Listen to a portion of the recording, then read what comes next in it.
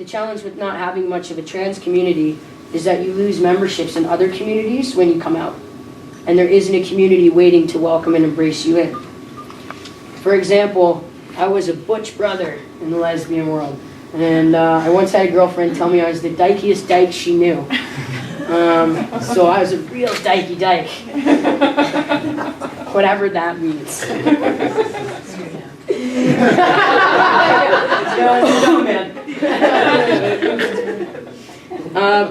But some members of this community no longer welcome me into that circle anymore. And rather than see the solidarity of our shared struggles, they view me now as other rather than as brother. Other members of the queer community have been amazingly supportive and welcoming, and on the whole, those who exclude me are a small minority. I made a butch joke once that somebody responded to by stating, "Hey, you're not butch anymore, you can't say that." To which I replied, "I'm going to legally change my name to Butch Blodgett, and then I'll make all the butch references I want." How do you like me now? I did, and I picked Chase, but I considered it for a long time. It could have been fun. Another example is that I play in the Whitehorse Women's Hockey Association. And I play hockey because it's a good workout, but more importantly, because there's a really strong sense of community there.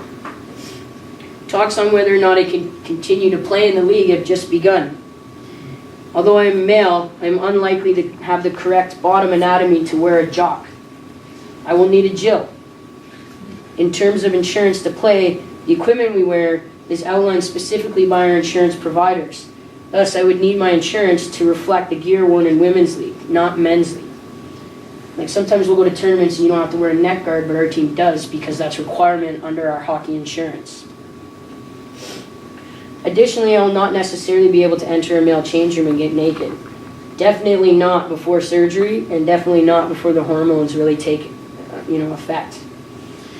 So if we go by the current model set up in this community, I risk having nowhere to play. I might lose out on the ability to play hockey altogether. And every day I'm faced with choices like these.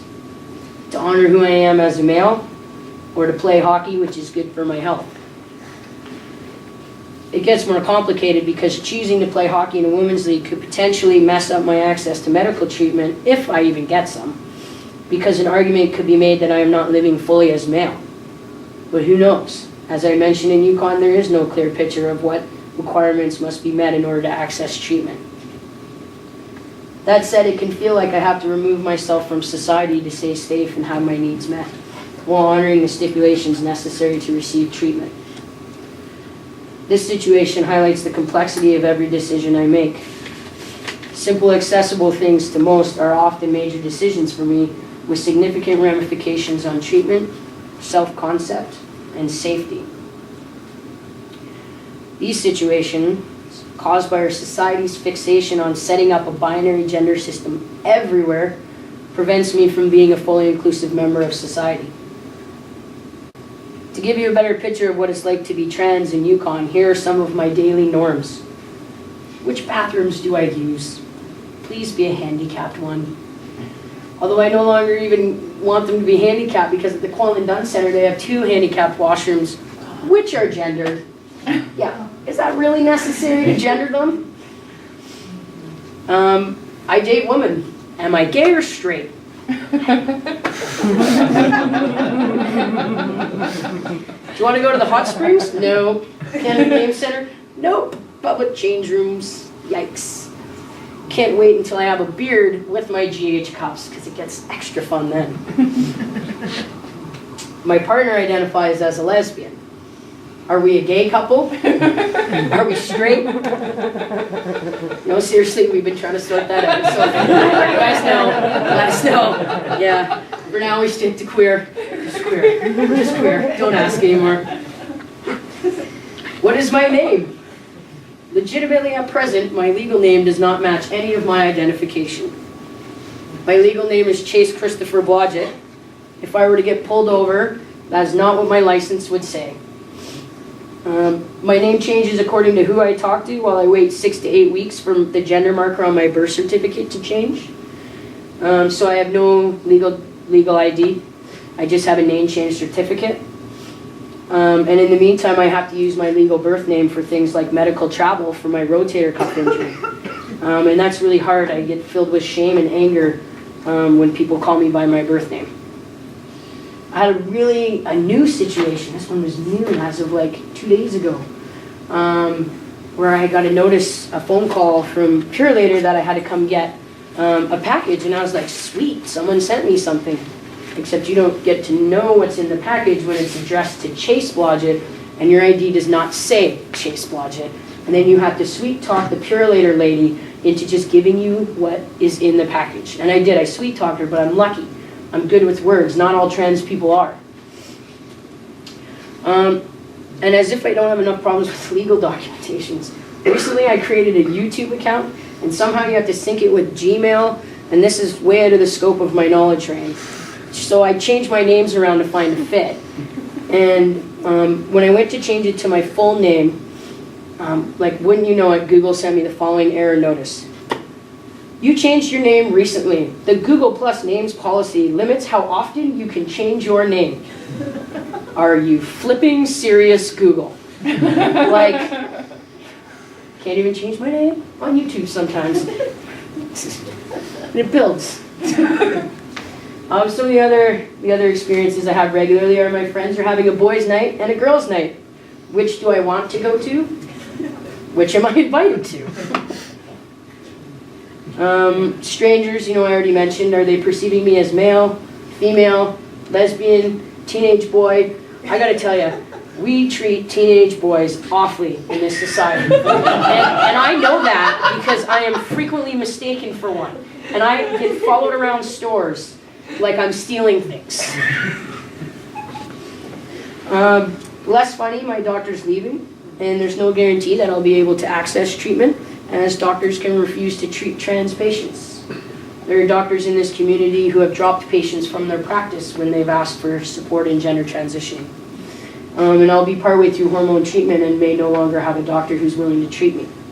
Now, my doctor's really awesome, and I don't think she'd leave me hanging like that. I think this is actually one of the benefits of being trans is that I'm a special case, so she'll probably help me find a doctor who will treat me. But there's no guarantee. Job interview. When I applied for my job, 2 of my references used male pronouns, and they couldn't get a hold of the third, which was great because she would have used female pronouns, and I hadn't really had that talk with my boss. And, all these just highlight that gender is so pervasive in our society, and it's really unnecessarily. Like, why do we need to have gender markers listed on things like our birth certificates or our licenses? There was a point in time when your father's occupation would be listed on your license, along with race. So just because it's on there does not mean it's necessary or appropriate. And people might say, well, it's on your passport so you can get on an airplane. Great, but why is that stipulation required to get on an airplane? Does it really matter what your gender is when you sit on a plane? Either you're a safe person to fly or you're not a safe person to fly. Your gender has nothing to do with that. And these are just some small samples of the frustrations I encounter on a daily basis. I've provided some insight into what being trans looks like now, but I want to talk a little bit about what being trans means to me. Because being trans isn't one giant single defining moment or experience.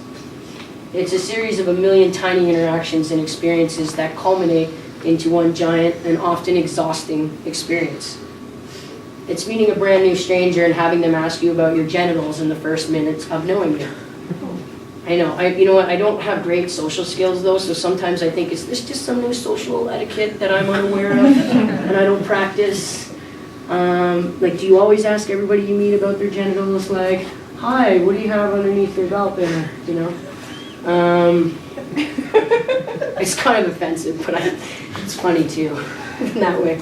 It's not funny, don't cut that out of the video. The trans community will be upset with me if I say that's funny.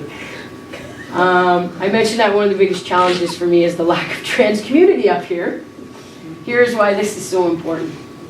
When you're part of a marginalized group, let's say for ethnic reasons, as you face the challenges and mistreatments in your daily life, you most likely have family members who experience similar treatment. They're able to provide support, and guidance because they understand your struggles. Much like coming out as gay, when you come out as trans, it's not likely that you're going to have that understanding, supportive network within your own family unit. And although my family has been loving and supportive, they will never fully comprehend what it means to be trans. While transitioning, the only people who can really understand what it's like for you on a daily basis is other trans people who are sharing in your experiences. I hold a vision to be a part of building a trans community in Yukon someday, so that those who come after me find a community waiting to embrace and support them. For me, as a trans person, what I want in every interaction I have with every person I meet throughout the day is really quite simple. I want to walk away feeling like my dignity was respected. In terms of social transitioning, like I mentioned, I've had a very positive experience here in the Yukon. From friends and family, to my car guy, and folks at Vital Statistics, my colleagues and clients, my landlord, etc.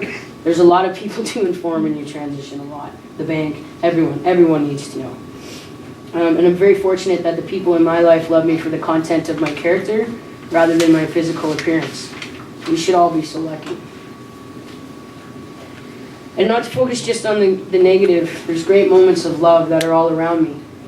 My moments of great dignity, when people go out of their way without being asked to ensure that I have access to a gender-neutral washroom. Hockey players using he and him and correcting each other. Refs calling me sir. My colleagues honoring male pronouns and a name change and ordering me new name tags. A board member on her own accord reminding the executive of the hockey to reference me with male pronouns in meeting minutes. I talked about how challenging no clear policies in a system of supporting a medical transition is. But these moments of love blossoming all around me are why I choose to transition in my own community and why I refuse to move to BC to do it. The final piece I want to talk about before I wrap this talk up is why should trans issues matter? Discrimination against any human being is wrong. Transgender people face employment discrimination, are denied housing, are the victims of hate crimes, are laughed at and degraded on the streets and within communities. Approximately 2 transgender people are viciously and brutally murdered every month in North America in what is typically a horrifically violent attack. Transphobia refers to the irrational fear and hatred of folks who cross, blur, or transgress the traditional gender categorizations of male and female. Transphobic attitudes leads to institutionalized discrimination that oppress trans people and cause much undue physical, economic, and emotional distress and suffering. The hopeful news is that it doesn't have to be this way. Each and every one of us has the power to make a difference and to improve the world for all our fellow human beings. Take a stand against transphobia and work to challenge your own assumptions around gender.